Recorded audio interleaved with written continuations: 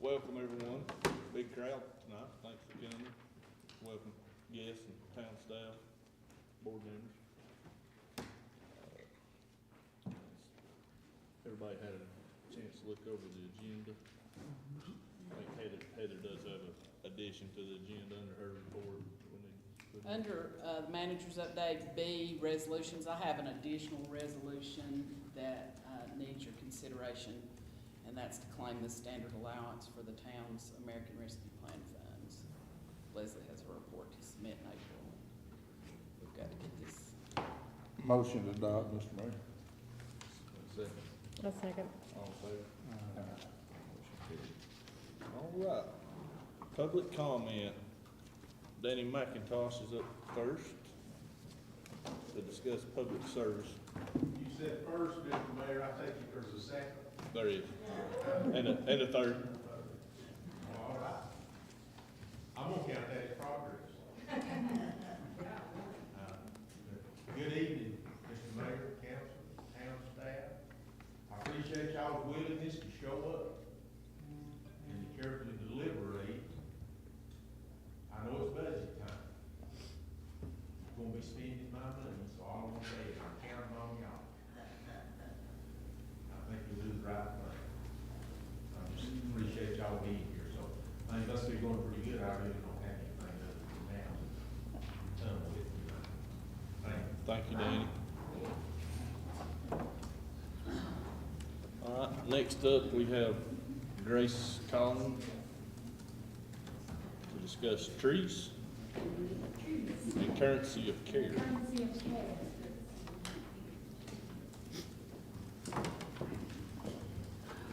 I have enough for everybody, but pick folder. Thank you. Thank you, Grace. We can share if you want. Oh, okay. Thank you, I'm a little slow, right? I know that guy. Okay, yes, thank you for giving me 3 minutes. I'm grateful to be here. Lately, I have a letter I'm going to read. Lately, there is a heightened concern from locals about the influx of new residents moving to this area. Some feel helpless about the changes that follow growth. When a particular property in our neighborhood sold, the new owner cut down healthy trees and then left them abandoned. A purpose to clear space to build new trees, to build new homes, we wish, became the objective. However, for hundreds of years, an oak tree has flourished on this property, and for this reason, it's a popular destination and a majestical sight. For good reasons, some residents share concern for the future of this oak tree and other trees in its surrounding vicinity. You can see in the photo there. Without respecting the value of our trees, everyday healthy trees are cut down. But trees are living organisms, and they generously provide us with their care. Trees provide shade, shelter, nourishment, combat climate change, clean the air, provide oxygen, cool streets, conserve energy, save water, help prevent water pollution, mark the seasons, shield children from ultraviolet rays, help prevent soil erosion, increase property values, and promote unity, joy, and beauty. The mycelium of a healthy ecosystem, their roots run deep.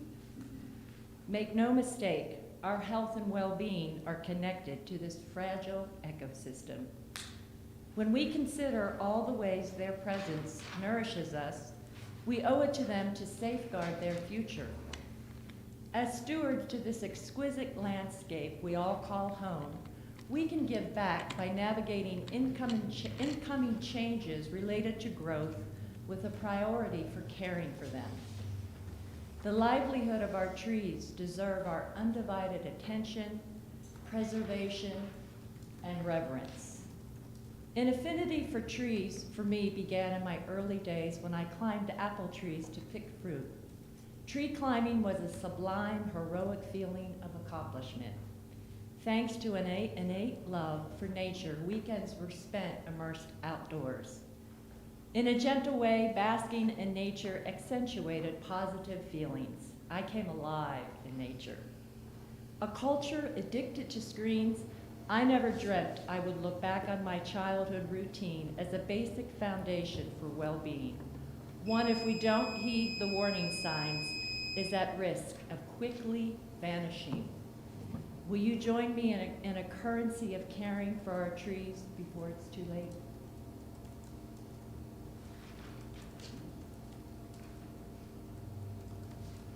Thank you.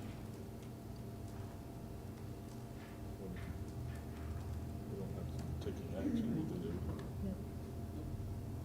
Is that it? Yes, ma'am, thank you. Thank you for your time.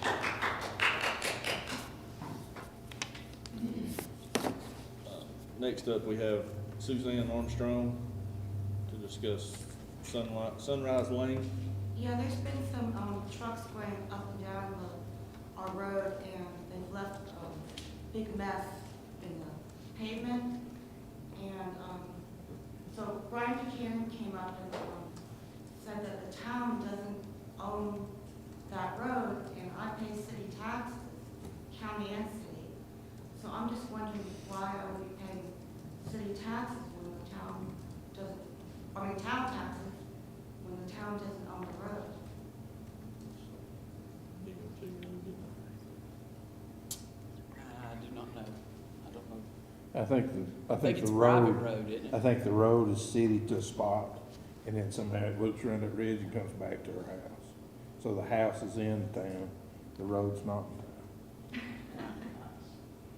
Property Roads lines, not- but The the city, road- the city maintenance, ends right there about Mr. McIntosh's house, somewhere right through there, and the rest of that's private, that was put in, it's not maintained by the city. Subdivision type.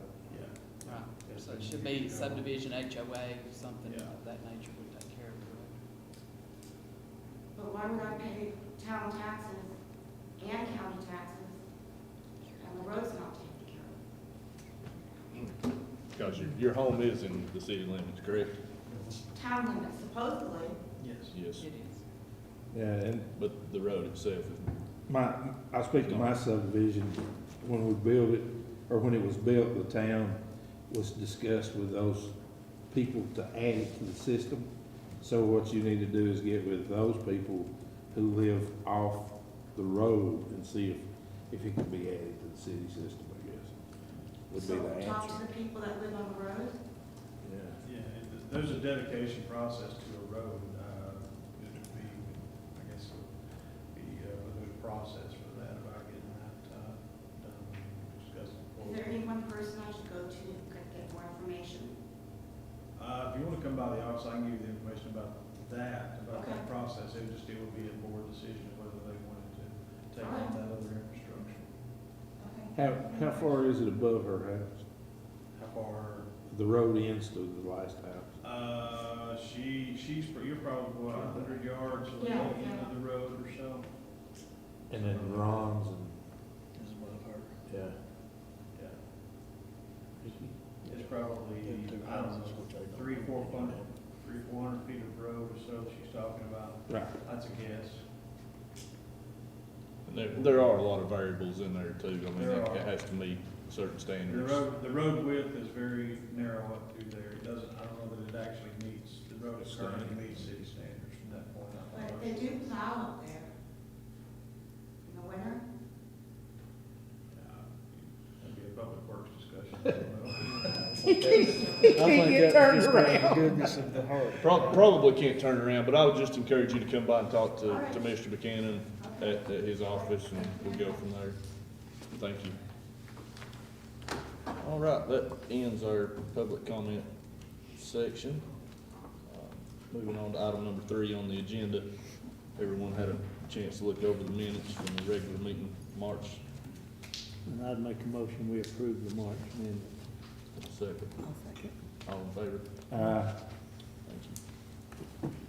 All right, we have no public hearings, correct? Good deal. Presentations, Mr. Jeff Howell.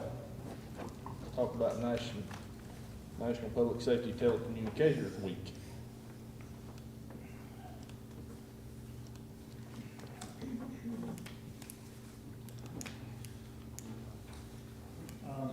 Good evening, and, Mr. Mayor, council members, I really appreciate you taking the time or letting us have the time to speak to you and recognize, a very underappreciated, I don't think the word under-recognized might be the word.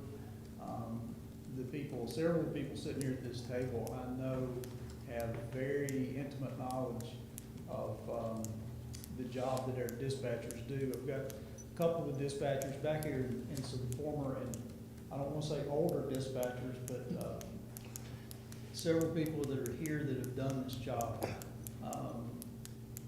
Randy, I don't know, did you ever dispatch? 1986. I don't think we had Thank you, Jeff. telephones. We didn't have telephones back then. Yeah. We had grapevine. But that's a really good point, because I think we all remember those little calendars that we used to get that had, that listed out all the fire departments, the police numbers and all that. So you've got a crisis situation going on, you know, who are you gonna call? Who do you call? Now we have 911. We get this dedicated group of people that, you know, every time, we all think that we have a stressful job, a tough job. But when that phone rings, they have no idea what they're getting ready to get into. And they're never guaranteed just one crisis at a time. Most of y'all know I've been overseas multiple times. And I've been in some combat situations, and standing there, there's been a couple of times, I've been standing there in that dispatch center, and it is as close to a combat situation that anything the civilian world I can relate it to. You go from 0 to 100, just like that. And then all of a sudden, bam, it's over. And they never know, a lot of times, they don't know what the outcome is. They have absolutely no idea if the person that they were doing CPR, teaching, helping someone do CPR on, they have no idea if that person lived or died. There's no closure to it. It's a real stressful job. So it's very important that we recognize these folks and what they do, because even if we have the best police, fire, EMS in the whole state of North Carolina, they can't do their job unless these people do their job first. And they're outstanding people. I am proud to know every single one of them, and I do appreciate you giving me the time to come up here and recognize them. And proclamation, I believe that you have, Mr. Mayor. If Chief Buchanan, Chief Howell, if either of you have any words of encouragement or wisdom or dispatcher's appreciation, I would appreciate it. Well, I'll just say, you know, from a law enforcement perspective, one of the key things to us doing our job effectively, along especially with officer safety, is having a good dispatch, asking the right questions, keeping the people on the phone. Those kinds of things are critical for us to make sure that they're able to do our job as effectively as we can. So, yeah, we really appreciate the job the dispatch does, and completely in favor of anything recognizing their work. Thank you very much. Y'all may not know this, but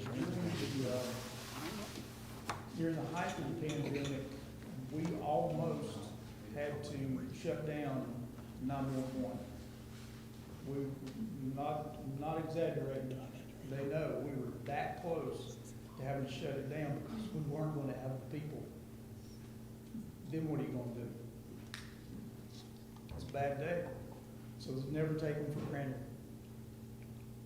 Mr. Mayor, if you'd like to, you want to read the proclamation or? Sure. It's a proclamation, National Public Safety Telecommunications Week, April 10th through April 16th, 2022. Whereas emergencies can occur at any time that require police, fire, or emergency medical services. And whereas when an emergency occurs, the prompt response of police officers, firefighters, paramedics, and first responders is critical to the protection of life and preservation of property. And whereas the safety of our police officers and firefighters is dependent upon the quality and accuracy of information obtained from citizens who telephone the Yancey County Emergency Communications Center.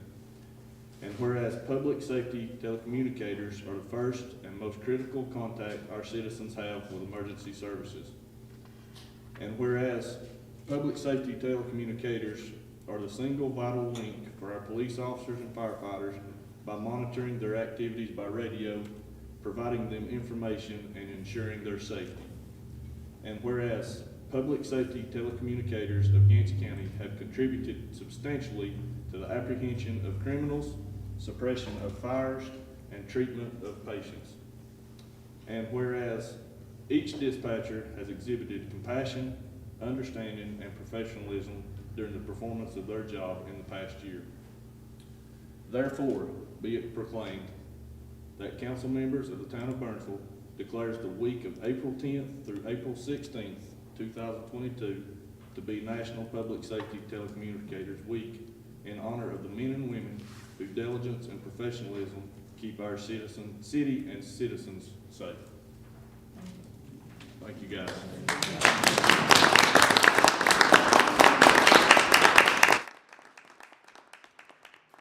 Mr. Mayor, I'd like the ones that are in the room that are dispatchers and telecommunicators and roosters to please stand up.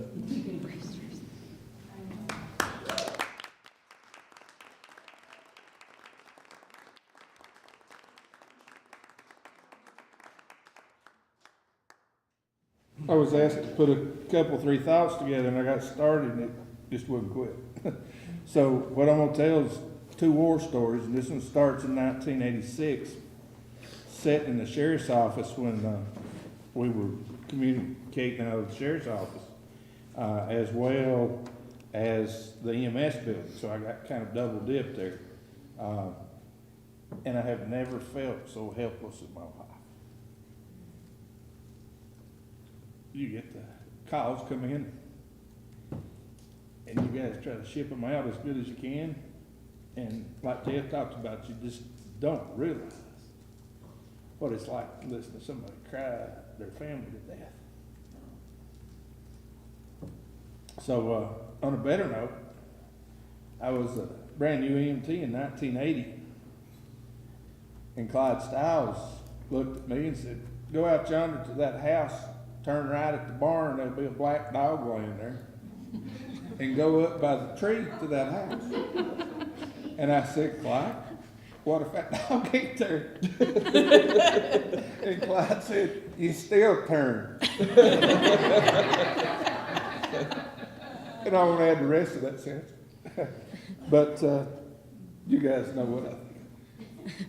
I'll have to back that up. It is a million times better than when it was turned up this tree and go by that barn and loop around the back of that dog lot. So, you know, and to brag on you a little more, any kind of event that happens, particularly a fire event, they've got sometimes 5 departments calling them, trying to find directions and trying to listen to the caller and everything that's going on in that place. And I just can't imagine being in your shoes, and we certainly do appreciate you. 50 cell phones ringing. Yeah.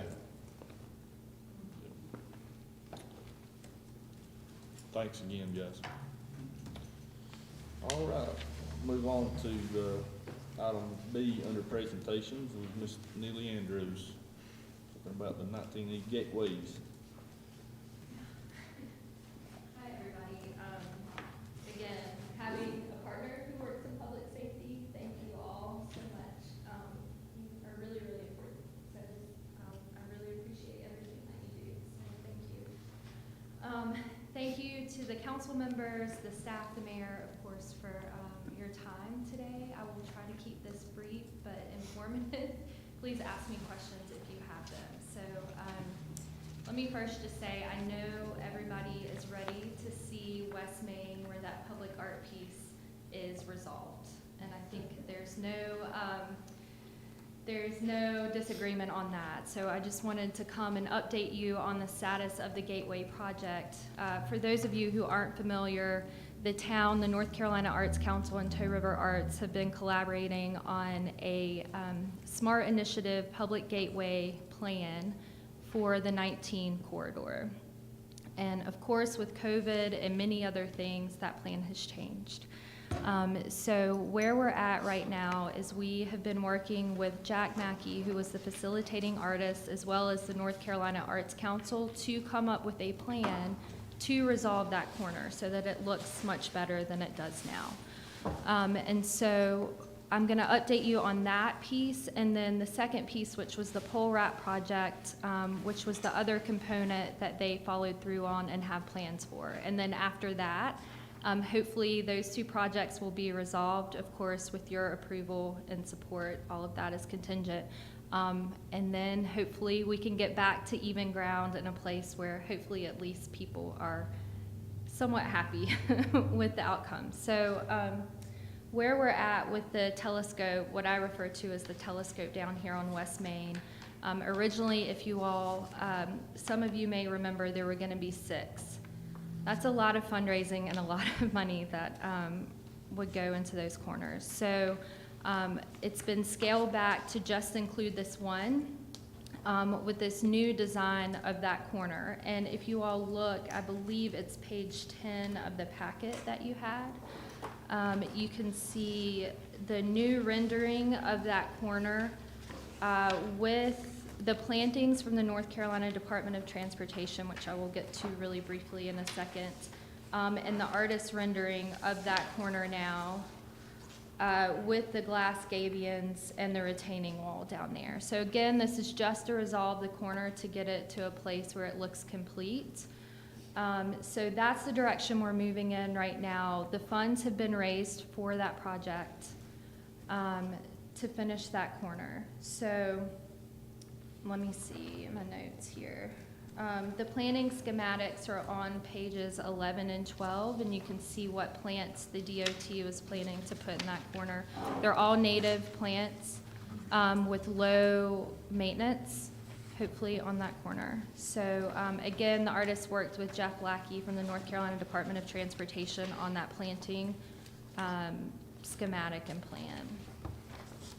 So the other piece of this Gateway project is the pole wrap project, which would be wrapping the poles at the 5 major intersections along Highway 19. And if you all will remember, the main point of this whole project was to help divert people back to downtown on Main Street, to bring more business downtown on Main Street. And that was, you know, what they stood behind and said would happen. So that's that was the basis for this whole entire Gateway project.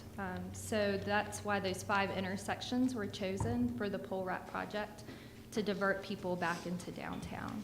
So the drawings for that project are on, let's see, pages 14. Those are the drawings by the 4 artists who were chosen, 3 local artists and 1 artist from Statesville. So Loretta Ford, who's a glass artist from Yancey County, Robert Johnson, who of course many of you know was a beloved Yancey County artist who recently passed away, and Elizabeth Brim, who is a master blacksmith out of Mitchell County. And so their designs have been translated to wrap these poles along the 5 intersections. And if you look at the pages, the subsequent pages behind those, you can see the 5 intersections where these pole wraps were planned, and then the drawings of the proposed pole wrap project. So again, all the funds for that project are raised. So basically, what we need in order to move forward with these projects to resolve that corner especially, and then complete this pole wrap project, if you support this, is a resolution for the North Carolina Department of Transportation to go ahead with the bid process for the plantings for West Main along 19. So they're waiting for, I guess, support from the town before they move forward with that process. And I'm happy to answer questions if any of you have them. Again, I hope to keep the town better informed of this project. You all will see things as they move along, but I apologize that we haven't been better communicated better with you all about these projects. So, yeah, does anybody have any questions for me? So this resolution, Neely, is just for the west? It's The for the west pole end. wrap project as well. Okay. So But support. nothing on the east side? No, we are stopping that. Okay. The pole wrap project is at that intersection, but no telescopes, no more of those, are in the plans. Yeah, that's correct. Millie, I've got one Sure. procedural question. Sure.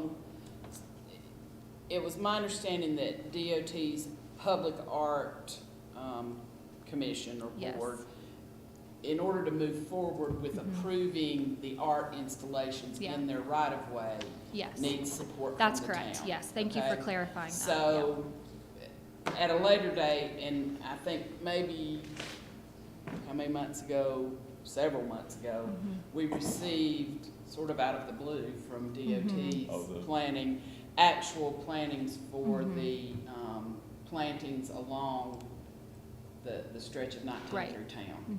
Mhm.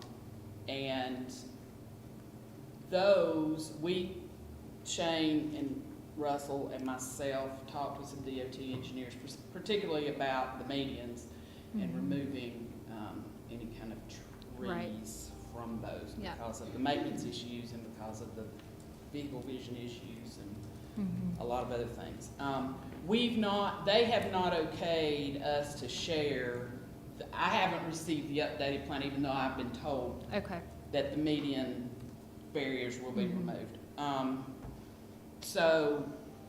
But this is just so the Public Art Board for DOT can move forward Yes. with approving these art installations. That's And- correct. Yeah. And then at some later point, we expect to get full plans from DOT for the full project, which Mhm. will come with a maintenance agreement. Yeah. After a 1-year period of time, the town will have to. Because it's essentially one project, but what we're talking about now is just that intersection. And the pole And wrap. it's And the kind of pole- this and the chicken, pole I mean, wraps. my understanding of it, as we work through Mhm. this, has been kind of this chicken and egg thing. Yeah. They won't release the full plans for all of the landscaping and the moving forward to agreeing to maintain it and that sort of stuff in the future until this board that deals just with public art policy, Mhm. putting public art on Mhm. DOT right-of-way, approves the plans for the art. Is Mhm. that your understanding? Yes, of that's it my too? understanding. Okay. And then, like Heather said, at a later date, we'll talk about the encroachments and the right-of-way and the landscaping and all of Because that. there'll have to be encroachment agreement. If they approve these art installations, then they expect encroachment agreements for each of them, including the pole wraps. Which I thought was a little strange, but. Yeah. So, I was just wondering, is there any irrigation? I know that Jeff, who is our North Carolina Department of Transportation connection, has worked with our artists to ensure that the art as well as the plantings have proper drainage and all of that. That's his area of expertise, so I would. Irrigation system with water, electric, and all that? There is electric, the irrigation as far as that water, I'm not sure. I don't, It'll be rainwater. yeah, rainwater, yeah. Could you speak just a little bit Sure. to this lane closure in this diagram? I mean, Yes. That's what keeps the traffic moving. Yeah, so, I know, absolutely. That's a temporary while the Oh, pieces just are while they're putting it installed. up. Yes. Yeah, I was like, I'm not gonna be in favor of Yes. cutting the lane out. No, just while the pieces are being installed. And so, if I'm understanding this correctly, Sure. then, if this west main Mhm, area does move forward, mhm. after a certain period of time, then, Town of Burnsville Public Works would maintain, just like they do the median, what would be the medians?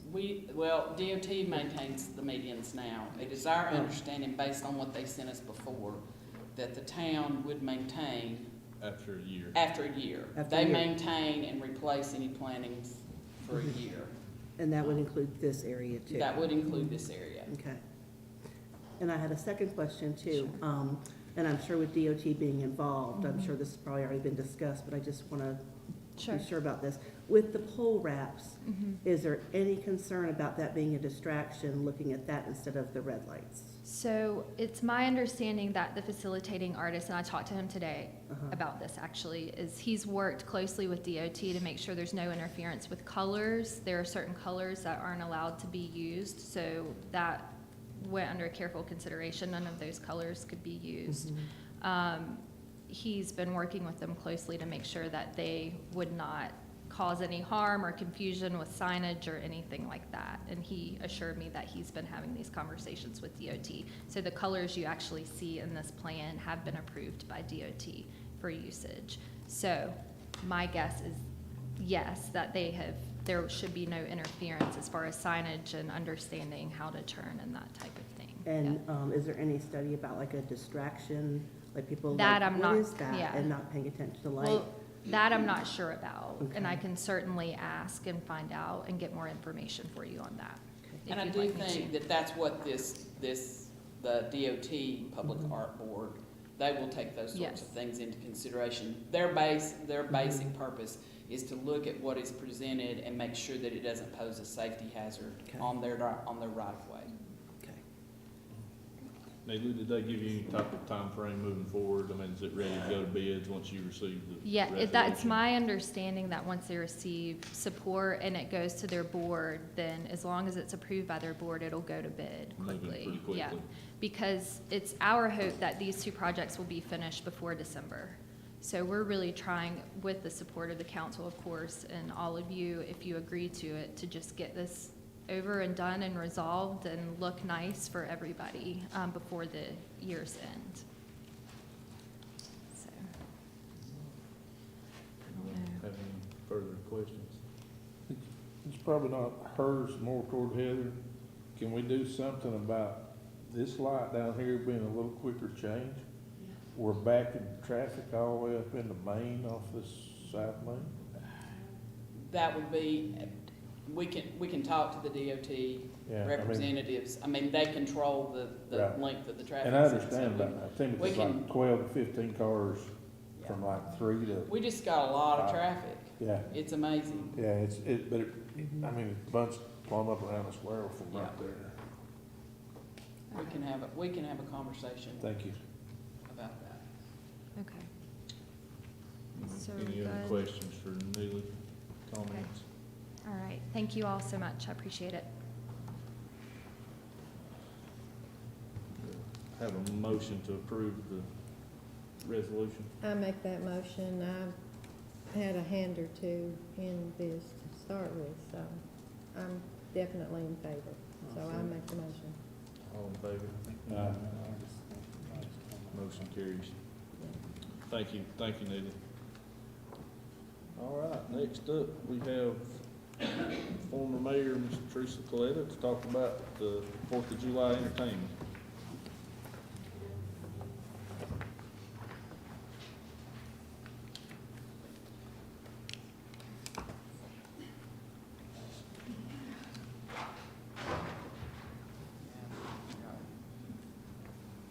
This won't take very long, but good evening, everyone. It's nice to see you. Everyone's in their place. And Russell, I understand you're doing a great job, so good for you. Thank you. This project began before my time was up as mayor, and the only reason that I jumped on it is because I love 4th of July, and I enjoy having a special program on the square for everyone to enjoy. So this couple, Alicia Branch and her husband, William Stafford, met me at, by coincidence at Second Home Place.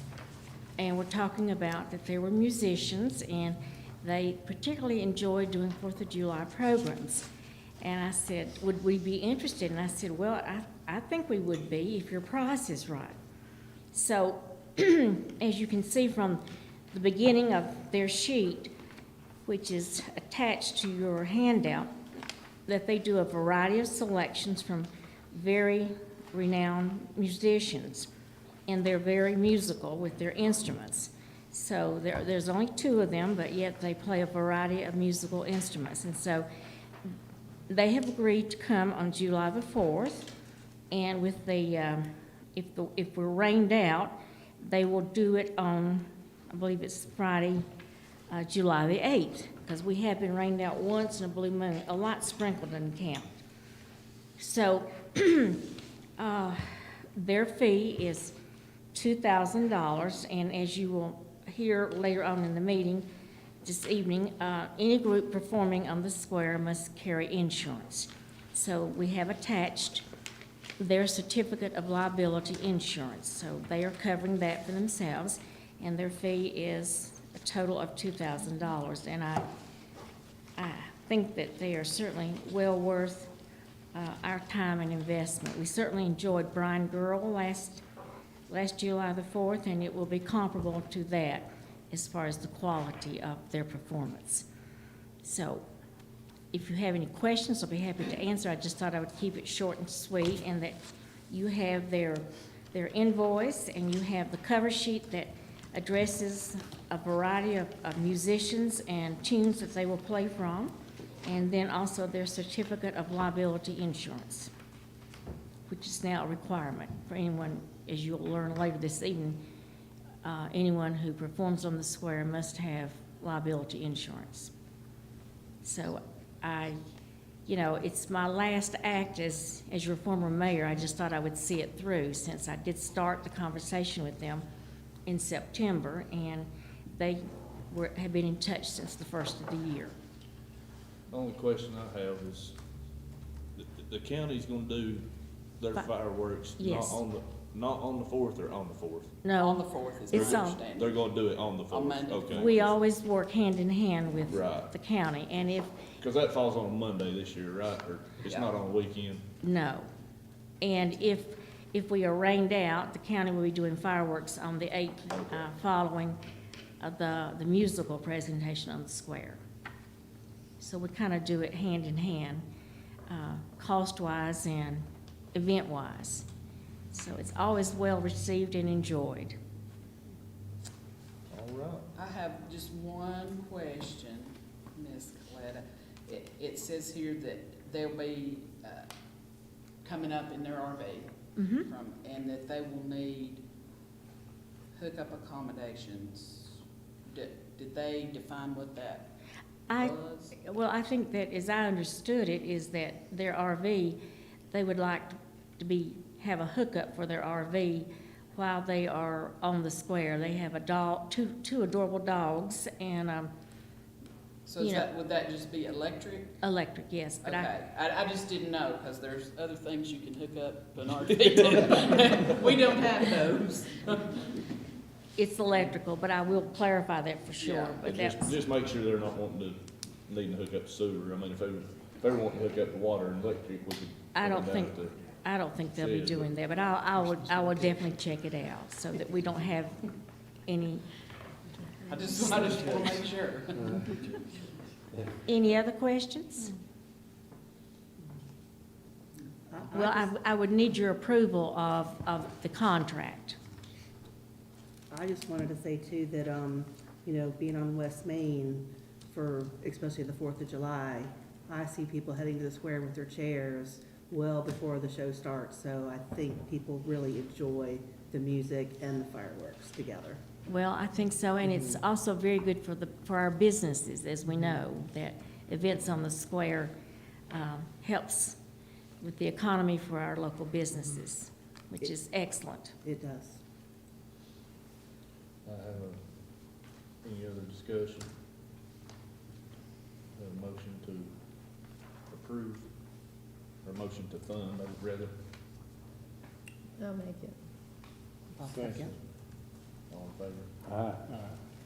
Well, I won't be doing this next year. I mean, if you would like a lovely program, the ball will be in your court, but I think we've had Brian Girl last July 4th, and this one, it'll be kind of hard to beat these two, so you all just. You have heard these people. Pardon me? You've heard them. I've listened, they've sent me tapes that I have listened to, and they're very talented. So she's a soprano and he's a baritone, and they just hit it off.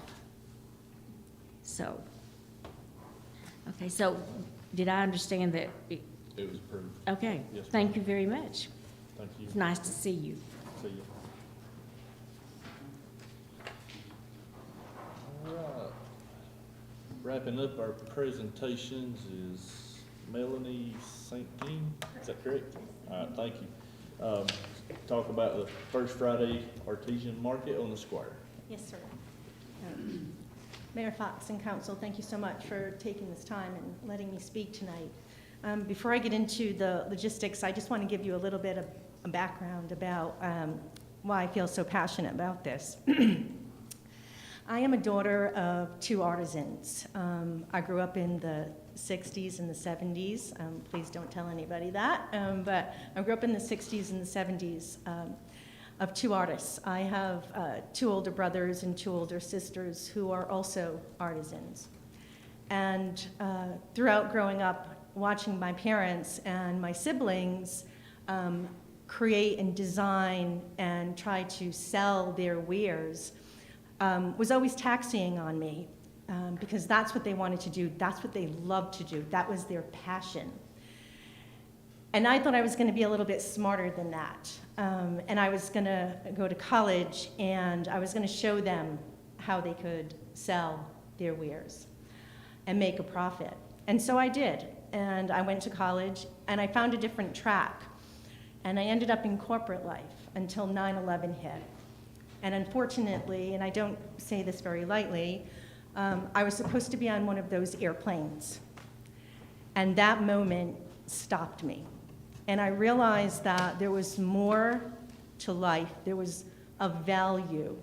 And it was what my parents were trying to teach me my entire life, is that what they were doing, although it wasn't bringing in millions of dollars, it was adding value. And it was adding value to other people's lives because they were giving them something or selling them something that they made with their heart and their passion and their hands. And that meant everything to my parents, honestly, more than a paycheck. So when 9/11 hit, I walked away from corporate life and I went into teaching because I thought that's what I should do. I should teach young children how to be better. And so I started teaching at a private university in Rhode Island, Johnson & Wales, and I started teaching marketing, product development, and labor relations because they all worked hand in hand together. They had to know how to market their product, they had to know how to speak to people, but they also had to know how to make a profit so that they could make a living out of this. And through those courses, the Small Business Development Committee in Rhode Island approached me, and they asked me to be a consultant. And I was a consultant for all of New England, ABC News, NBC News, CBS, in Rhode Island, New Hampshire, Massachusetts, New York, Connecticut. And that was wonderful. And then I retired and I moved to the mountains. And when we moved here to beautiful Burnsville, and I noticed the vast majority of resources. And I don't mean the water, which is wonderful, or the mountains, which are beautiful. I mean the people that are here. And I'm talking about the artisans, the craftsmen, the craftswomen that are here. They are our resources, and they are rich. And what I found is that I'm an artisan myself now. And I went back to what I knew, and that was metalsmith, and that was jewelry. But I found that the outlets for us to sell our goods were very slim.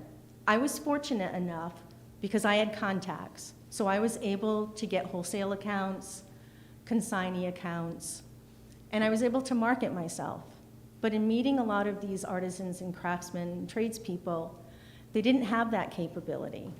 They had small businesses out past Toe River, which were beautiful. Some were working out of sheds with kilns that were outside, not inside, but outside, because they couldn't afford it. So I started working with some of these artisans, helping them get into some of the stores in Asheville, some of the stores in Burnsville, and also throughout the country with other people that I knew. And that was wonderful. And then I started thinking, well, let's do it here. Why can't we show our resources here? We have them. Let's keep them here. Let's keep them in the beauty of our own county. So I started approaching some of the artisans that I knew.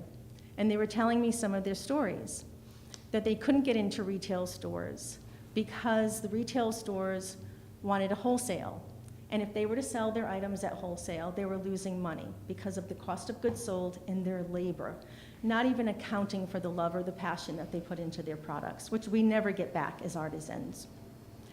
We talked about consigners. Well, one of the potters that I know who makes beautiful work out in Silo was doing consigning.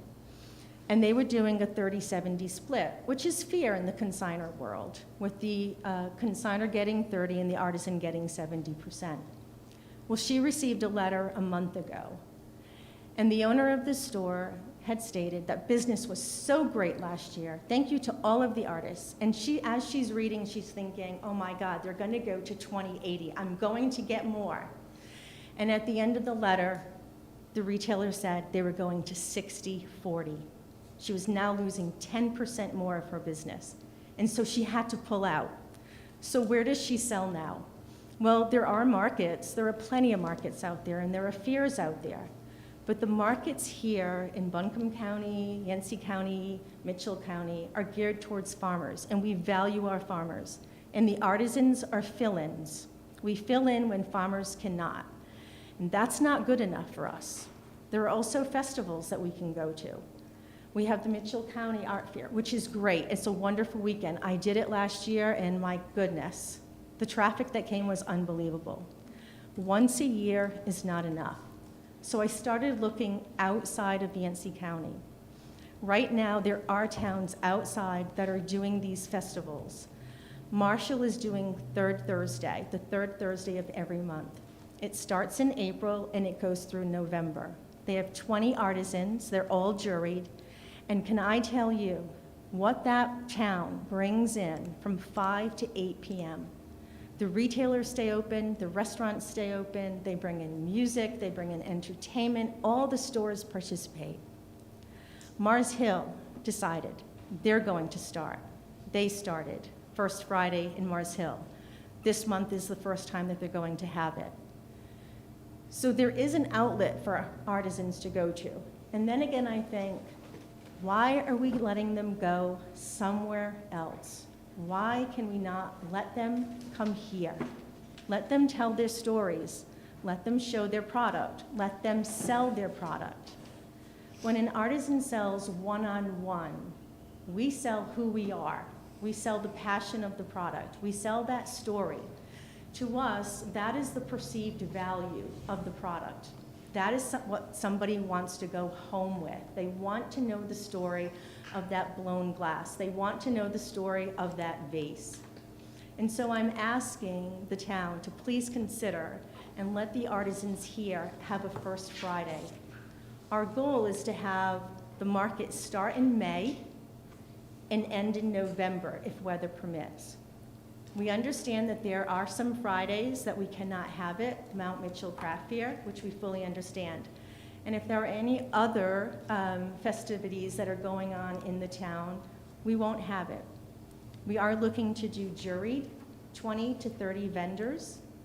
We will have them have liability insurance, and the event will also have liability insurance on the town square. That has all been looked at, and prices have already been gotten. So we want to make sure that there is an outlet for these vendors and for these artisans. And I want to define what an artisan and a tradesperson and a craftsman is. Think of Hobby Lobby or Michael's.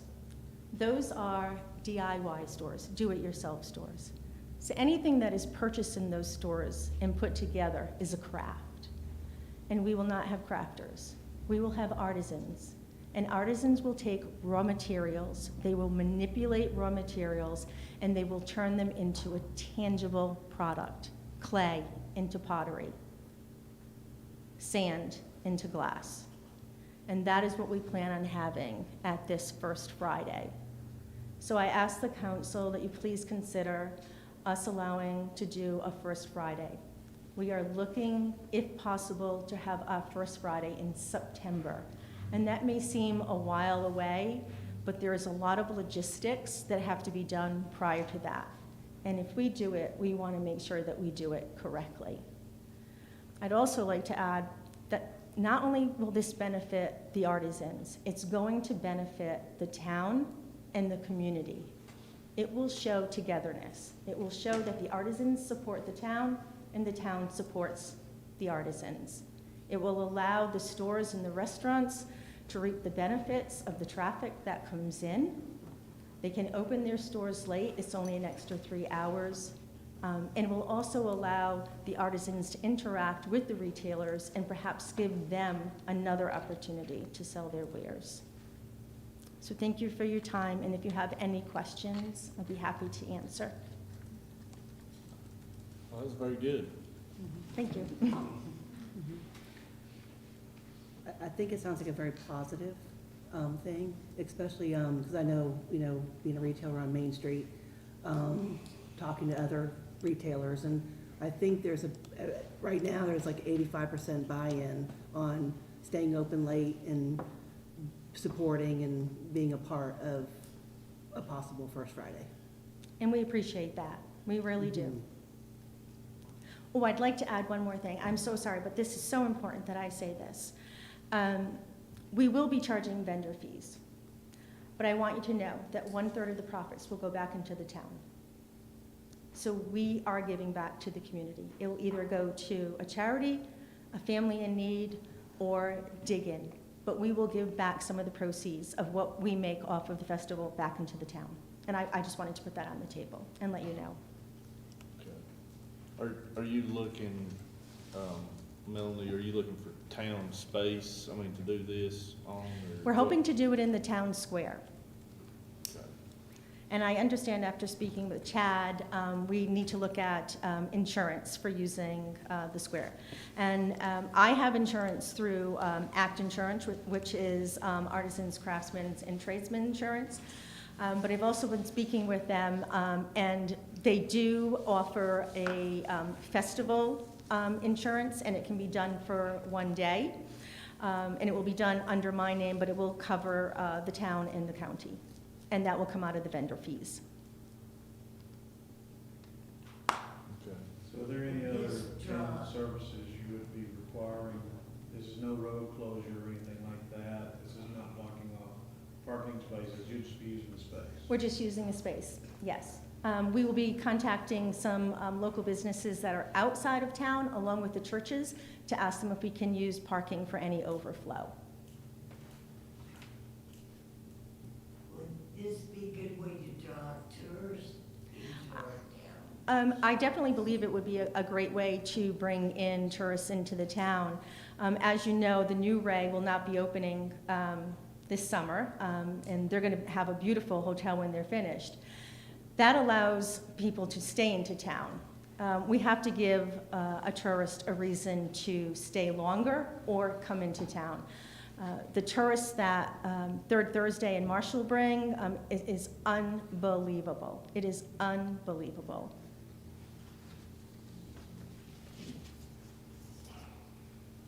I guess I'm assuming you're wanting action taken on this tonight. I would be more than happy for your consideration. I think, and I don't want to speak for the entire council, but I think there's quite a few moving parts here. I was just curious if you could possibly come by and maybe meet with Heather and possibly Chad and kind of go over what's your expectations, and Brian, of what, how many vendors that you're looking at, because, it's a large space, but it's a small space. Exactly. And I would hate to, take action and then you come in with, several vendors and it causes disturbance with our road and that sort of thing. I'm for it 100% myself, but I just, would you have enough time to, if we took action on this at our May meeting, would that give you enough time to get that done by Absolutely. September? If maybe you could just come by and meet with these town employees and just kind of give them a plan of, Absolutely, and I do have a plan mapped out, a lot of logistics. I just that's what I just felt that if I handed that all to you right now, I know I sent Chad a rough draft earlier. Were you able to open the PDF? Yeah, I got it. Okay, but that is a rough draft, and believe me, having been a professor, I have everything bullet pointed. From mapping out space, picking up trash, no stakes in the ground. I mean, it's listed. Okay. There will be a vendor handbook. and again, I don't wanna speak for the council, if you guys would want to take action on it, that was my opinion. Well, I agree with you, we need more particulars. Yeah, I'd be, So if you don't mind to do that, and. then Absolutely. I'll assure you, we'll take action on it at our May meeting, and, Absolutely. go from Thank you so there. But much. I do appreciate your presentation, it was very nice. Thank you. Thank you for your time.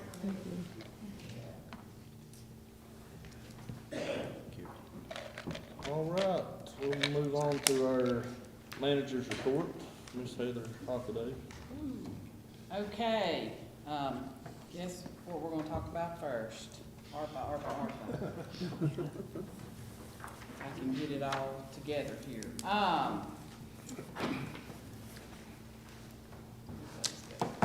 Okay, let's start with the item I added, which I emailed to each of you all separately, which is a resolution to claim the standard allowance for the town of Burnsville's American Rescue Plan funds.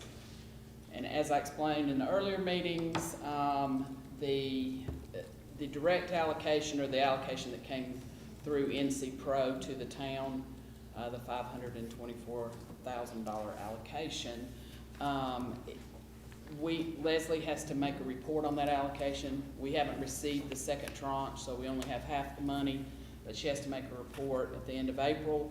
And at that time, and it is the only time, that U.S. Treasury will allow us to select the standard allowance, meaning we are going to use that money as revenue replacement, and we can use it for any general governmental services.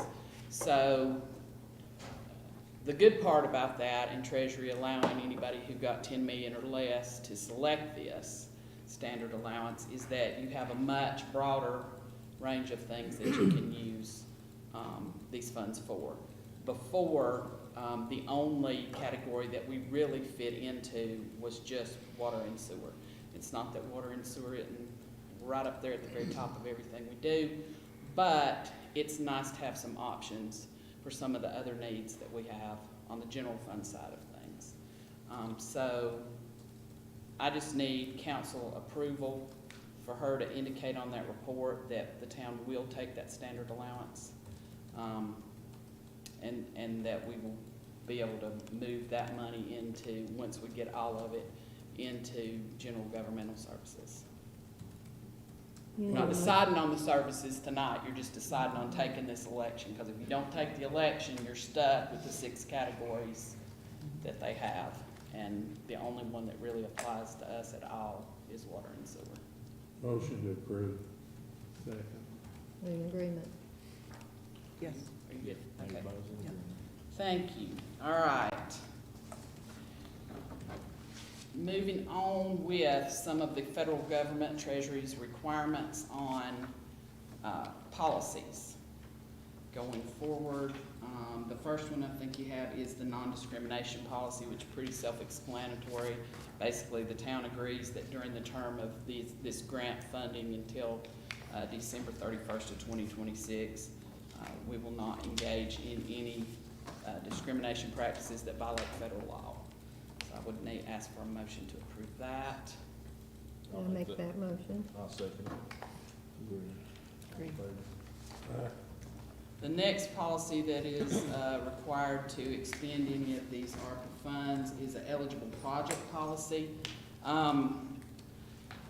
Basically, once we have the funds in hand and you make a decision about the funds, we have to go through an exercise and have written documentation in the case there's ever a federal audit to show that we have examined all of the parameters that the federal government, U.S. Treasury, requires in their guidelines. And this is just the policy stating how we're going to do that.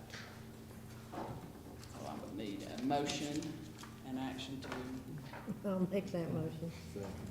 All in favor? Motion carried. And then last is record retention policy. The federal government requires to have a written record retention policy for this particular grant to make sure that Treasury can come in and inspect at any time any of the documents or any of our financials on these particular funds, that they require we have a written policy on record. Todd, I'll send a motion on that. Motion on Yeah. that. Make that one. Second. Randy, good? Yes. Okay, moving on to more ARPA fund. As we talked about before, the Department of Environmental Quality, Division of Water Infrastructure, has a grant program. We will be making applications to, I think there'll be 4 applications, one of which will be to convert a loan that we were approved from the state revolving fund for improvements at the water treatment plant into grant funding. We are eligible to ask for that conversion on, was it Tuesday, Leslie? Yeah, I think The 5th. Yeah. The 5th, the LGC did approve us for that funding, so we let it go through the LGC since it was already on their docket to get their approval in case that conversion didn't take place. But we are going to make that application. We're also going to make applications for improvements to the sewer system we're working right now with the CDBGI grant on the West Sewer Interceptor Project. These funds would cover the East Sewer Interceptor Project, some of our oldest lines in town. And then we have an additional one for water line repairs for the main water line on both East and West Main Street. Those lines were put in 1915. Shane and I have been looking at plans from 1925. Maybe McIntosh might have been around when they were laid. But anyway, it's time for an upgrade. So we're going to apply for some grant money, hoping that we will be favorably funded and can get some work done on that. And then that would also include some replacement of older lines in the Bennett Street, Ramsey Street, Woodlawn Avenue area, and then the portion of Glendale Avenue that was not done and some of their surrounding branch streets that was not done in 2004. And then the last one is to work on some improvements for the resiliency for the town's water system, for our raw water intake on the Cane River and the line leading from the Bowens Creek intake up to the plant. I will say water projects score lower than sewer projects. The Division of Water Infrastructure is using to score these grants the same criteria that they use to score their regular state revolving fund loans. But what we're hoping is that there's so much money, they just say, whatever it is, we're gonna give it out. The town, fortunately and unfortunately, does qualify as an at-risk community for our water and sewer systems. So that opens up a larger pot of funding, hopefully a smaller grouping of applicants, and we can apply up to $10 million for that. And the fourth one is rehab and replacement of the Bakers Creek Pump Station. That has been in service, I think, since the early to mid-1990s. And so that's another application. High Country Council of Governments putting all these applications together for us, but we need you to approve these resolutions so that they can make the application. Can it be one I think it can be one resolution, one motion Motion. to I'll make that approve motion. all the resolutions. I'm in agreement. That's gonna be difficult. According to the High Council of Government over there, they have plenty of money and they want to get rid of it quick. Well, We want to take it. we have applied for upwards of $10 million. They so said make we're- your wish list and get it in. Well, we've got ours in. We met with their representatives as well as McGill Associate Engineers, went through our current capital improvements plan, asset management plan, and tried to pick those projects we thought would score the best. So we'll keep our fingers crossed on that. And speaking of the asset management plan, I have one more resolution. In light of the fact that we are making these applications, the engineers did a tweak of the capital improvements plan, moving some projects around, adding some projects on it, and of course, from 2016, updating potential cost estimates. So I also have a resolution to amend the capital asset management and capital improvement plans for the water and sewer. I'll make No second. All in favor? Current list of town projects, you guys have the list. I provided it. There's about 17 or 18 projects that I and other staff members are currently engaged in working on. A lot of it surrounding water and sewer issues, and then there's some other things too.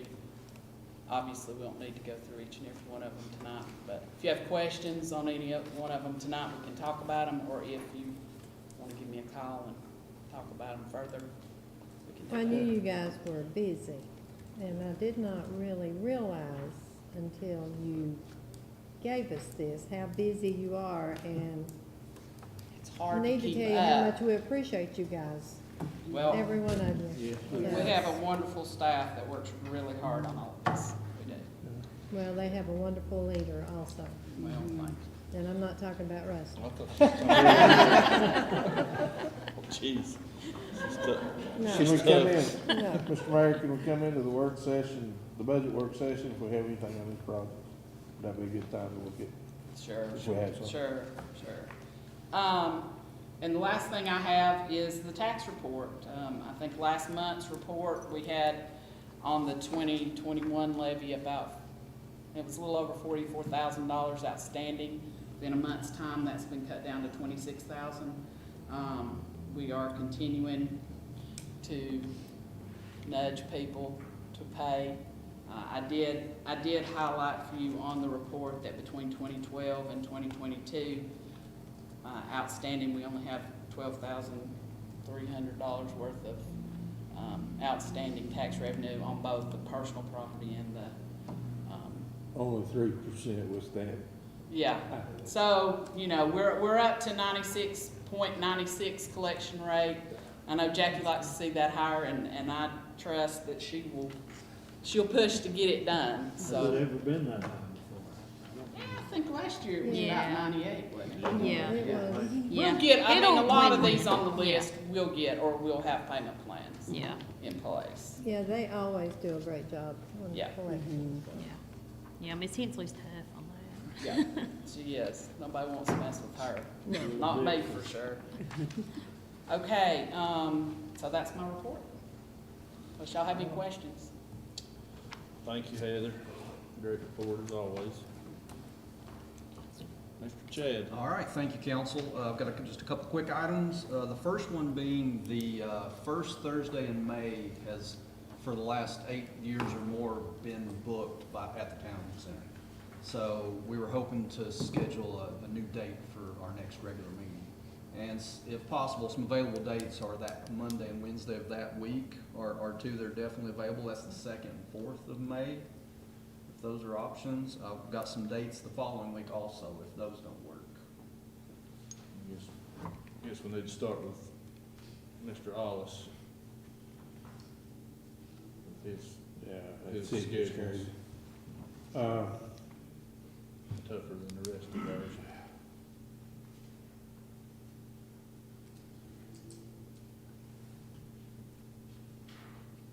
What do we get? Can we do the 4th? I mean, I hate doing it on Wednesday. It's on Wednesday. Wednesday the 4th. Does that work for y'all? I'm not opposed to it. I'm fine with it. What about you? All right. That would be pretty good, because then we got the work session next morning. Because we had the work session morning in front of the meeting, so we just reverse flip it. Right. Wednesday, May 4th. That's the 25th, I think, of April is our budget work session. 25th. That's what I thought. Session. Okay. Oh, wait a minute, yeah, that was canceled. Yeah, it was the 25th of April, I think, is the. Is the work budget work session. session. Okay. Everybody Okay, okay great. with that? Yeah. Next item is the Bike and Pedestrian Acceleration Plan Steering Committee meeting that happened on March 25th. They were here earlier that day to do a site visit. VHB, the transportation firm that's helping coordinate this project, and Heather went around town and visited a couple sites that might need some potential improvements, some areas that keep popping up in discussions. Later on that day, they met and discussed things like visions and goals of the plan, existing conditions, potential projects, and an online collaboration tool that is called Concept Board, where people can give feedback to the slides that they reviewed during that meeting. And those slides I've been putting on the town's website. We've got a section for boards, and if you go to the Bike and Pedestrian Committee, there's those slides. As I get them, I keep them up there, and there's tons of information in there, lots of maps and stuff that's pretty neat to look through. And they have scheduled, they're working on scheduling the next steering committee meeting the last week of April. So they're kind of, they floated dates, and they haven't selected the date yet, but it'll be the last week of April. The events on the squares, my next item, and the only thing I have is Paths wanting to do their Sizzling Summer Series again. And the two items they've requested from us is sponsorship of the stage on the 11th and 18th of June. They were hoping the town would be willing to allow them to use that at no cost, those two dates. And that is something we've done in the past, isn't it? Yeah. So if y'all were willing to do that, if I could get a motion for that, I'll make sure that happens. You wanna make a motion? I'll second. I need a road closure for that. The road closure is next, and that is July 9th, and they're looking to close the entire square on July 9th. And if that were possible. What day of the week is that? It's usually a Saturday morning? Yeah, it's from 8:50 p.m. a.m. roughly to 11:10 a.m. is the time. The computer says the 16th, has it been changed to the 9th? Sorry, you were correct. 16th. It is the 16th. July 16th. Mine, they actually changed that yesterday. My sheet is earlier version. So you're correct. Right. Yours is up to date. See, that can happen. Oh, I know. Yeah, that changed yesterday. Yeah. Okay. And I think that's something they do every year too, for the kids to do little bicycles. They do. That's the kids' bike thing. Yeah. I'll make a motion to approve that. Second, I agree. Everyone in favor? Aye. Great. All right, that's all I have. Thank y'all very much. Thank you, Chad. All right, moving on to department updates. Mr. Shane Dale with Public Works. Thank you, sir. I guess the biggest thing that I've got is the pump house at the water plant. I've got another little thing that actually come up today that we'll have to talk about, but the pump house at the water plant has recently got fixed, and it's complete. It had been, I don't know, I think it was in October, I think, when it actually got run into by a vehicle up there, and their insurance is taking care of that, and it's finally complete as of about, I don't know, I believe it was about 2 weeks ago when they got finished with it. The other thing that I have, we're in the process of working on the permits for, one being the sewer plant, and the other being the Class A biosolids permit, which is basically the composting setup that we have down there. Paul Eisenhower with Water Quality Labs, of course, is the company that we contract with as far as for the ORC and all of our testing and everything. Well, they've been working on the permits for that. If you all want, when they send it in, it's much simpler for them to go ahead and sign the permit and everything. If you want Paul Eisenhower to sign on the town's behalf, we have to have an approval of them doing that. I also have a sheet here that you will have to sign, Russell will have to sign. And as long as you want to do that, you can make a motion or approval or whatever, and Russell can sign it, and we can get that kind of situated and on its way. Any discussion, questions for Shane on that? Make a motion to approve that. I'll make a motion to approve that.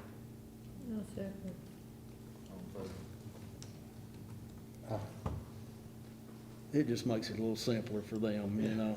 They can sign it and photocopy it and send it in, and just makes life a little simpler for all of us, I guess, really. And that's pretty much everything that I have. Thank you, Shane. Ms. Leslie? Well, I don't really have much. I sent out the You budget. don't have an amendment?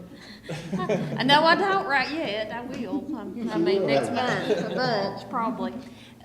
But I sent out the budget versus actual and the overtime report. But I feel we'll be talking enough on the 25th, so. There you go. So just go on by me tonight. Thank you, Leslie. You're welcome. We'll move on to Chief Howell with the fire department. Well, you have my monthly update report, and there's nothing outstanding about it. It's running pretty consistent. We normally run around 34, 35, 36 calls. We had 37 this past month. The one item on it that kind of jumped out at me, very seldom do we have double-digit activity in any category, but we had 10 accidents last month that we had to work, and so traffic's picking up out there. So we are trying to encourage people to be safe as we can out on the bypass in particular.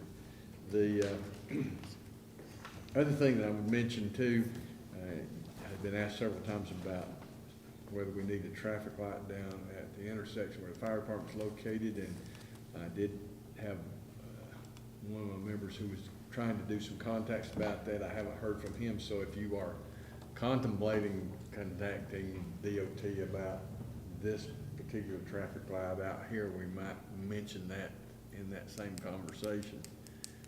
It's not that I particularly want a traffic light, but suggestions from them about what to do down there. It's getting a little more difficult to get out down there. It was immersive, that when the.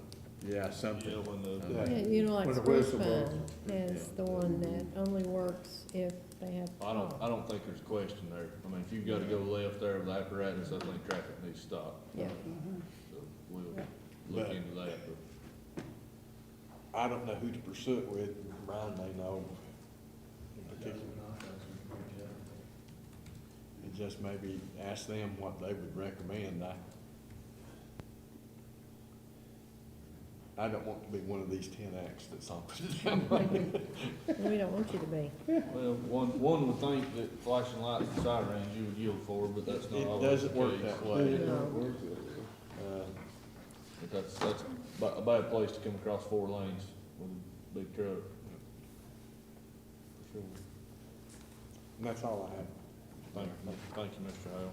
And we'll note, I don't know if you've noticed or not, but Brian has changed up his activity. Yeah, I saw Oh, that. He has one up somewhere. The Carolina bug. Thank you, Niles. We'll move on to Mr. Police Chief Brian Buchanan. Yeah, this past out, we've changed up the activity total reporting.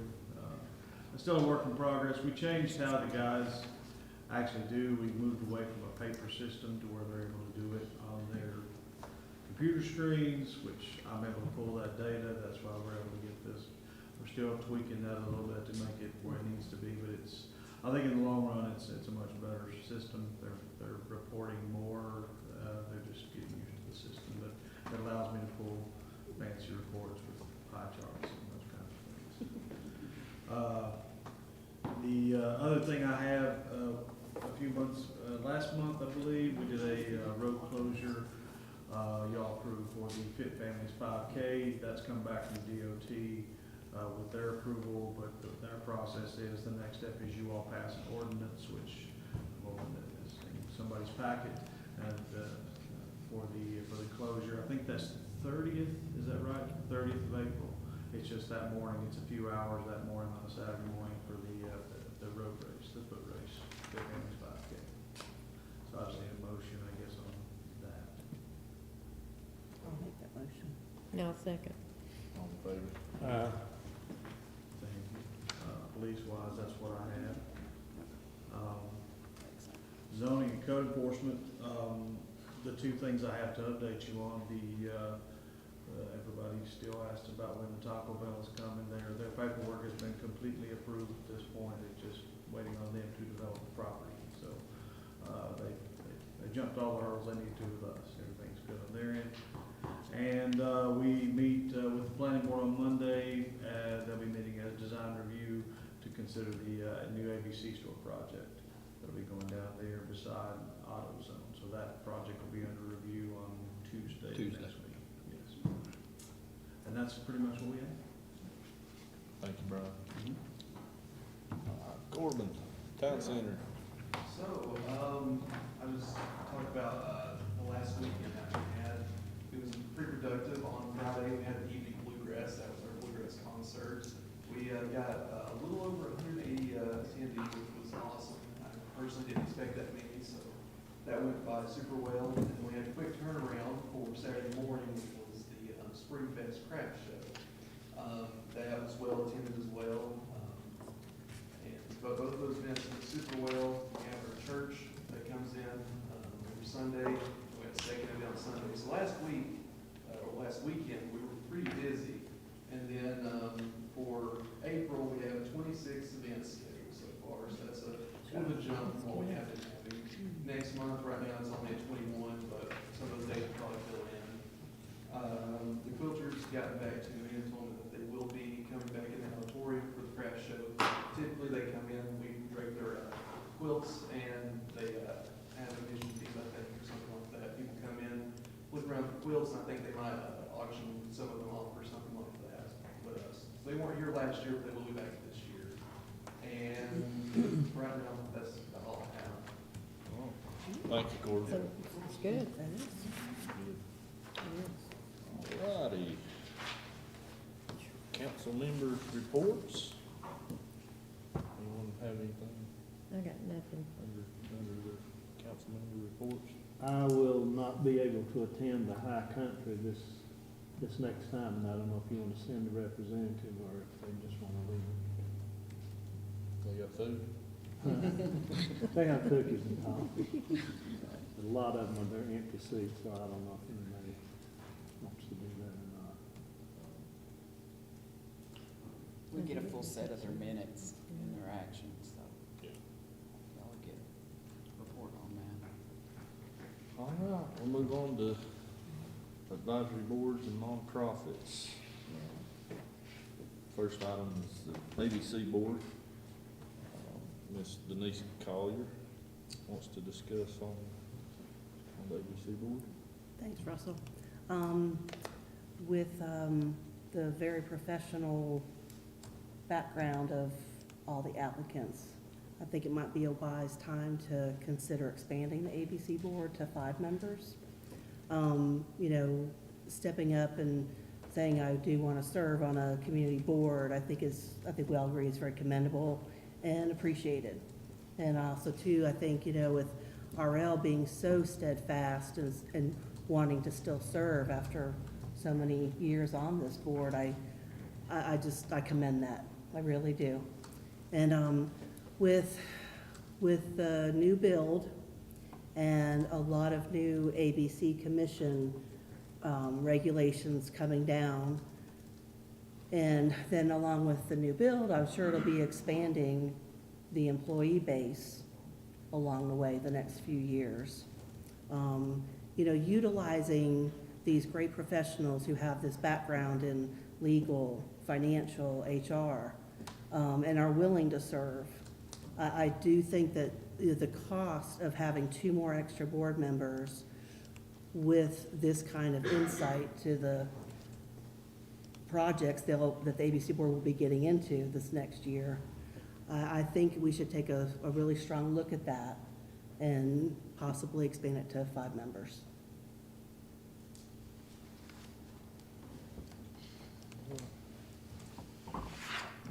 Discussion on that? Yes, I would ask Bill if he's happy with a 3-member board or if he needs a 5-member board. I am happy with the 3-member board.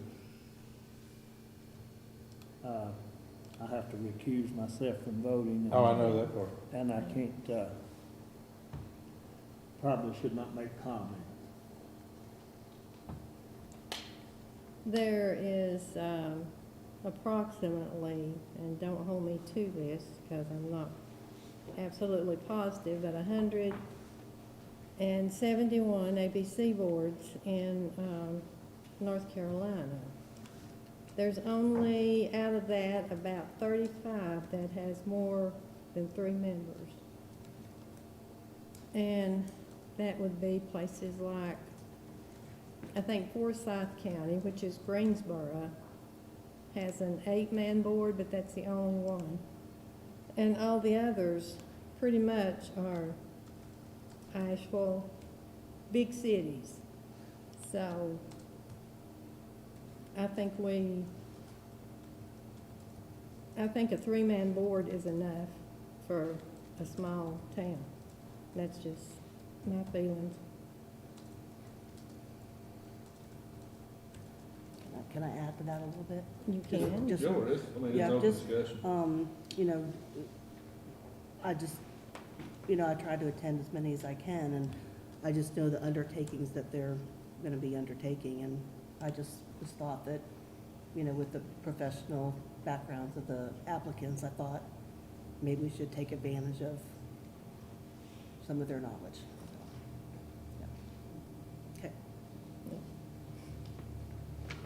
One thing that I would like to hit on, and it's nothing that we take action on right now, but just moving forward, I've had a couple people in the community, in the corporate limits, speak to me on this, and there's some concern about people outside the city limits that currently can fill this position. And, you know, and also on the planning board. But in my opinion, it's two separate boards. You know, the planning board has a certain criteria of people that you have to meet for them to be on there. I know there's realtors and contractors. I can't remember all the criteria, but it's hard inside the corporate limits to find all those people. Now with the ABC board, I don't, you know, that criteria doesn't have to be met. I don't know that, you know, in the future that we might put something in there like that for, you know, an accountant. But at the end of the day, you know, all we do is make our recommendation or you know, fill the position of board members.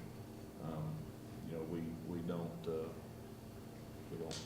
have any say in their business per se, as far as the town council goes. I've not personally been to any of the meetings. I probably should. I know Denise has, but I know that's a concern of some of the residents, is that to be on that board, they would like to see it be, you know, people inside the corporate limits. Now, I And think- that's for further, Yeah. further I down. think the planning board, you have to own a business, isn't that right? You have to be a taxpayer Yeah, inside. has to be a tax. Right, but you don't have to live, Right. correct? Right. You could have property that you.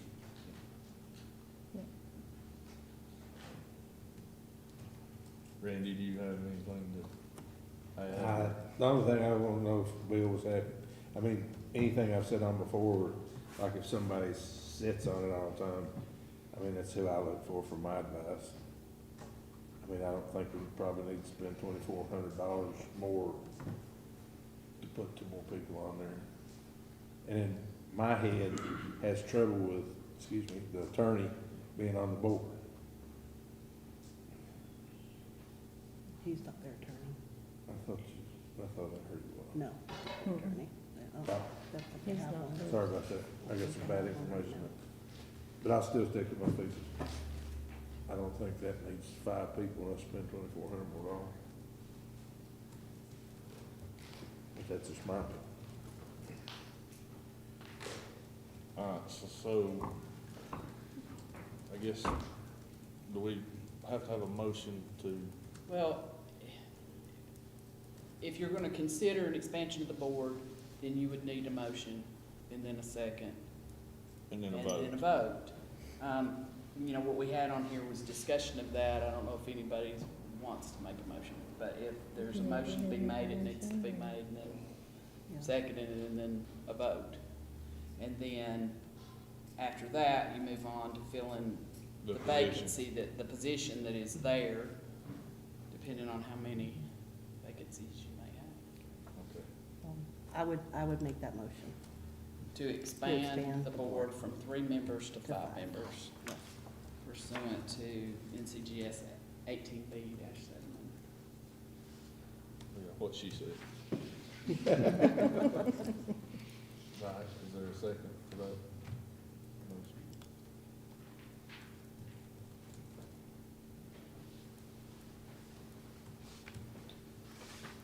So the motion Motion fails for didn't. out, for lack of a second. You have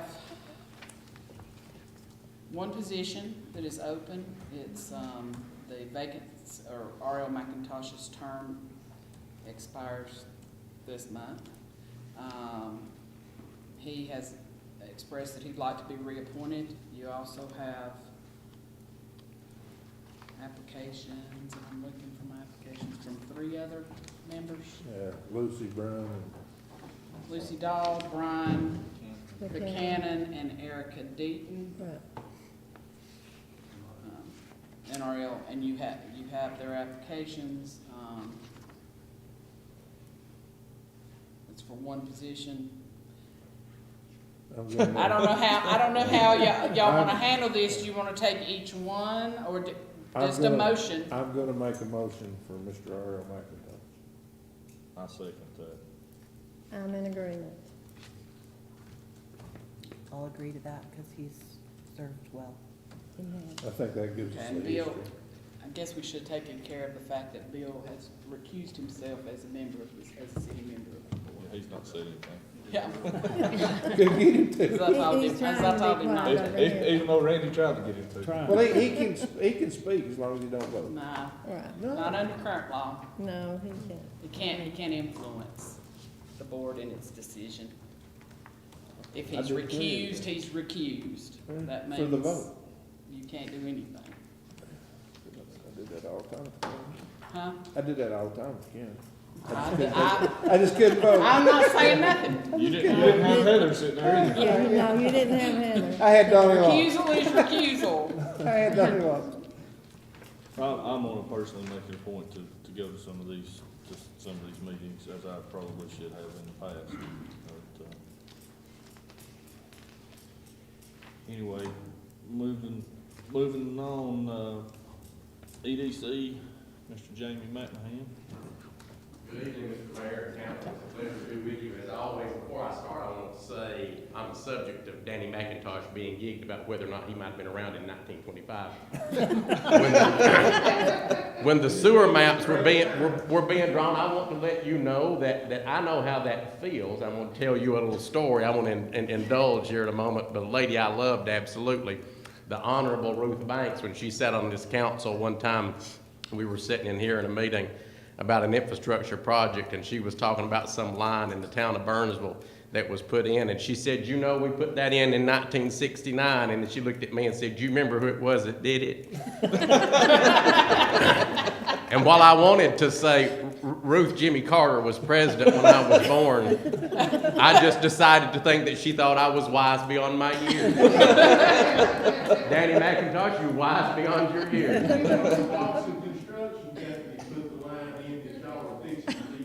So there you go. And on the subject of being wise beyond my years, Anna Henderson is the traffic engineer for DOT, Chief Howell, if you want to reach out to her about your signal. I'm useful for some things. But,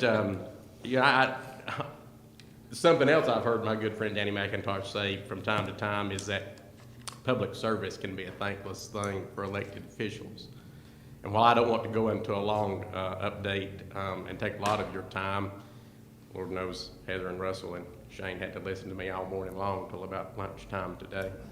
I do want to brag on you, or brag on Yancey County, or share with you about other people having bragged on Yancey County and the town of Burnsville. Because one of the things I get to do in my job that I do enjoy is to travel off from here, as they say, from time to time.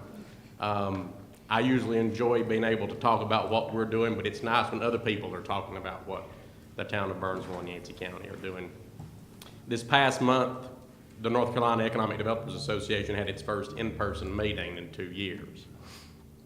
About 400 of us who are members of that organization gathered together in Pinehurst. And unbeknownst to me, Ted Lord with Golden Leaf, when he was giving his report about the activity that Golden Leaf had in grants that they had made, highlighted Yancey County and the town of Burnsville's collaboration with the Michael Water Extension, which was the largest grant that they gave out of their new site program. So that was us being bragged on to a room of 400 economic developers all over the state. Last week, I was in Greensboro for a Rural Economic Development Conference hosted by Tom Barkin, who is the president of the Richmond Federal Reserve. You had 200 people in the room, 500 attendees across 7 states. One of the topics was workforce housing.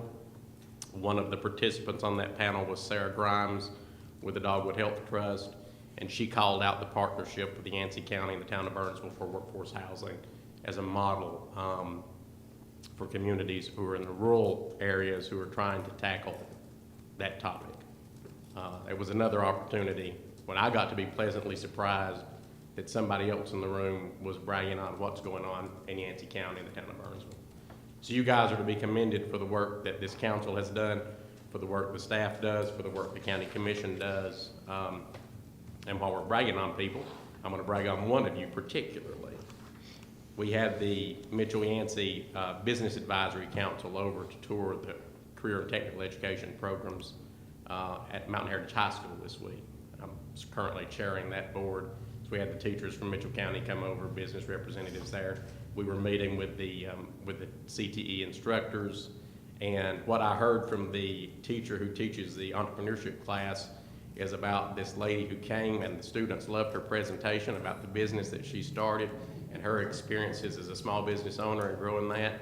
And that was Denise Collier. And I want to let you know, because it's nice, as I said, when people brag about you that you don't know about it, it's always nice when somebody else will share that with you.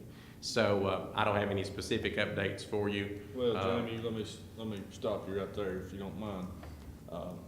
We appreciate that, but we also know that none of this would be happening if it weren't for you too. But so pat yourself on the back. Kind of you to say. Yeah. It's a good community to work in, and we'll just leave it at that. I won't take up any more of your time. It's great to see y'all. Wait just a minute before you go with all these comments and things. Are you planning on moving back to Burnsville? We'll discuss that in closed session. That's Madam Council will say that involves a real estate transaction which can be discussed in closed session. That's right. Thank you, Jamie. All right, Ms. Christie. Thank you all for having me again. Once again, you've put me behind Jamie McMahon, who is a hard act to follow. Jamie quit doing such good work. It makes my job harder. Actually, it makes my job easier. The chamber has been up to, chamber side of my office currently has 4 programs that we're running, hosting every month. And one of those programs is our business education breakfast that we have been partnering with Small Business Development Center to put that on. We also count on our partnerships with EDC and the town to help make those happen. As you may know, the director of the Small Business Development Center, Alan Cook, has taken a new position.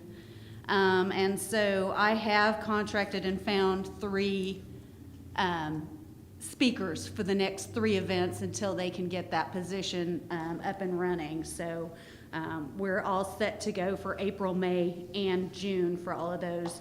Our June speaker is going to be Brianna Robinson from Bridge the Gap Marketing. So also, we've got this coming month, as we do every month in a partnership with Economic Development, our remote worker networking event that we're doing at Home Place. And this month, we've also got our business after hours up at Mountain Air. If you're interested in getting at Mountain Air, you haven't been behind the gates, you need to RSVP because they won't let you in if you haven't. So those are the events for this month, besides our leadership class that we're still continuing to put on, and it's going very well. We're also doing a promotional Easter egg hunt. If you haven't found an egg, feel free to find one. We're giving away a lot of candy. That's most of what's going on the chamber side of the office. On the tourism side of my office, we have finalized the changes on our maps that are going to be done, and they are under order, so hopefully those will be back soon. We've had publicity in 6 locations just in March. Charlotte Parents Magazine had an article on Burnsville. Carolina Country Magazine had an article on Burnsville. There was one on a Green Global Travel, which is a website blog. And then we had a place in a journal, Elevation Experience, and then we were on Tar Heel Traveler for WRAL and WJHL's Daytime Tri-City. So we've had a lot of good publicity for Burnsville over the last month, and as we head into high season, that's going to continue, I'm sure, with Burnsville being the tourist destination that it is.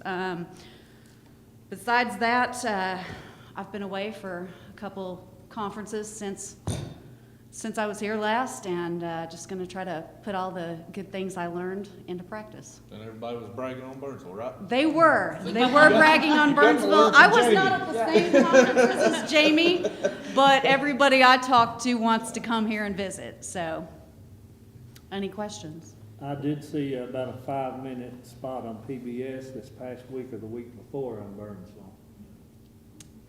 I'll be looking for that one. I'll need to post that on my website. Thank you. While Chrissy's up there, Cody Bradford and I had a discussion. There's a program in the state of North Carolina about a moonshine trail. And I talked to Christy and Jamie both about the possibility of us getting Howland Moon back this way. And so I guess the ball's where Jamie go. Ball in Cody's court. So Cody needs to come talk to you guys, and but it would be neat. It's kind of like a history museum thing, and he's actually got a lot of stuff that we could maybe put in the history museum if we could get that loop going. So it would be a big tourism thing. There is money. Yeah. Yeah, I appreciate you doing that for me. Sure. Thanks. Thank you. Thank you, Commissioner Christie. All right, everybody has a report from High Country. I don't know if Bill has anything he wants to speak on.